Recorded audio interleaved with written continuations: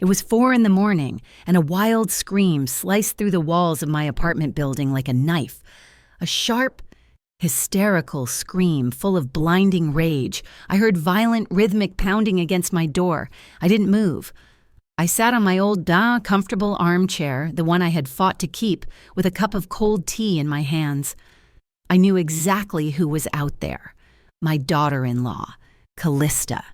And I knew exactly why she was screaming. She had just discovered I changed the locks.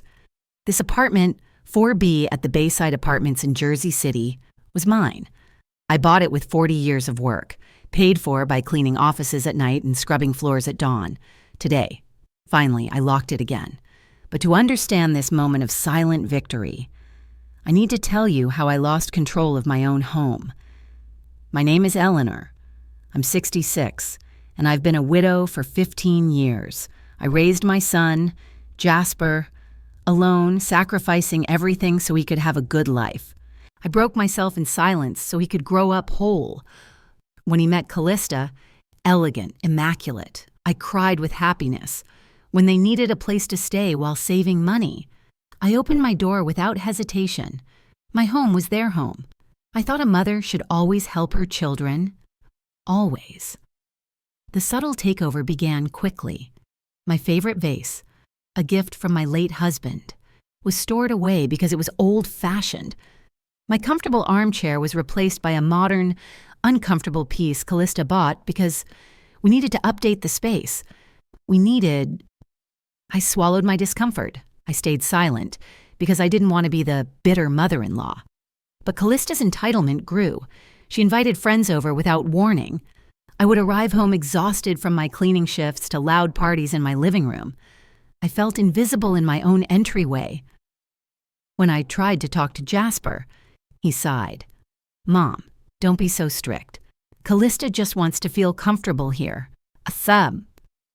My comfort no longer mattered. The situation escalated into outright humiliation. One afternoon, I found Callista in my bedroom, putting my clothes into bags to donate, she said. "You have too many old clothes. We need space for our things." She spoke as if my life, my memories, my dignity, was trash. I took the bag from her hands and firmly told her not to enter my room again without permission. That night, Jasper came home furious, calling me selfish for not letting his wife help. I was the one who had given up everything, yet I was the selfish one. The apartment quickly became a warehouse for Callista's online business. Boxes piled up in the hallway, forcing me to trip over them. When I complained, Jasper simply asked if I couldn't support her a little. Then came the breaking point. I returned home and found Callista with Mr. Davies, a real estate agent. I froze as I heard the words. This apartment could sell easily for around $120,000. Callista, with that fake smile, confirmed, "My mother-in-law is very old. She's going to need to move somewhere with more care soon." They were planning to sell my home and put me in a nursing home. When I confronted Jasper that night, his response shattered me. "Maybe she's right. Maybe it would be better for you to be somewhere they can take care of you." I realized my son no longer saw me as his mother. He saw me as a burden, an obstacle to their financial future.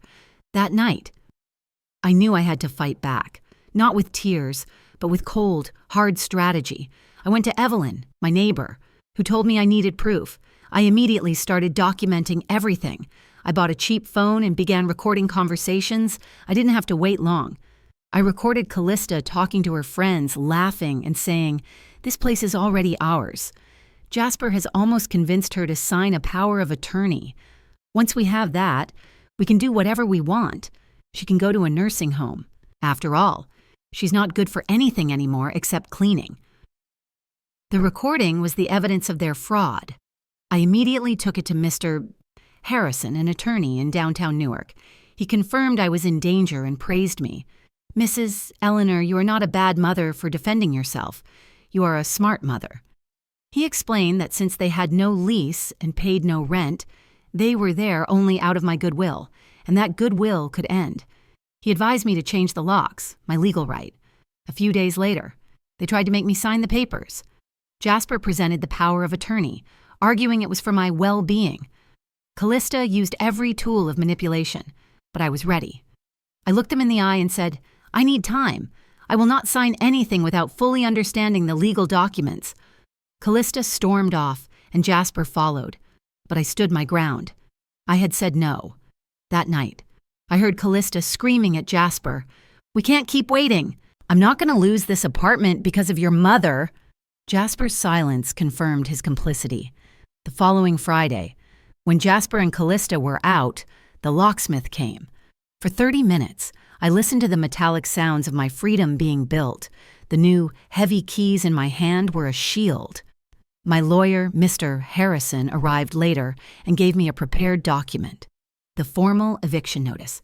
His final instruction: do not open the door, do not argue, just slide the letter underneath and stay silent. If you give in, it will all have been in vain. At 11 p.m., they arrived. I heard the futile sound of their old galney turning in the new lock. Confusion, then panic, then Callista's hysterical rage. "Eleanor, open up! Did you change the locks? Are you crazy?" Jasper joined in, shouting, "Mom, you can't do this to us. I'm your son." His voice broke my heart, but I stayed seated, remembering every humiliation, every stolen moment of peace, the power of attorney. I was no longer a victim. I stood up, walked to the door, and slid the envelope underneath. Silence. Then the sound of tearing paper, and then Jasper's voice, reading the eviction notice. Callista's fury turned into desperate panic. "This can't be real. You can't just kick us out like this." The banging turned into desperate, defeated thuds. Evelyn, my neighbor, intervened with quiet authority, threatening to call the police. Callista fled down the stairs. Jasper stayed for a moment longer. I heard his broken whisper through the wood. "Mom, I thought you loved me. I guess I was wrong." Then he left. I collapsed to the floor, finally letting the tears fall. I had just lost my son, but I had regained my life, my dignity, and my home. Evelyn came in shortly after. She hugged me and said, "Eleanor, you did the only thing you could do. Defend yourself. That is never wrong." The following days were an absolute precious silence. I reclaimed my space, putting my old armchair back and my husband's vase on the table. Every change was a liberation. Jasper contacted me months later, broken and alone, after Callista had left him, taking everything. He finally apologized, admitting he had been an idiot, manipulated, and that I was right all along. He confessed that losing my trust was the highest price he had ever paid. I listened, but I did not rush to forgive him. I set boundaries. Our rebuilding started slowly, in public places, focused on actions, not words. I learned that forgiveness is a long process, but my peace was non-negotiable. 2 years later, we saw each other, and he respected my space. I learned that sometimes protecting your peace isn't selfishness, it's survival.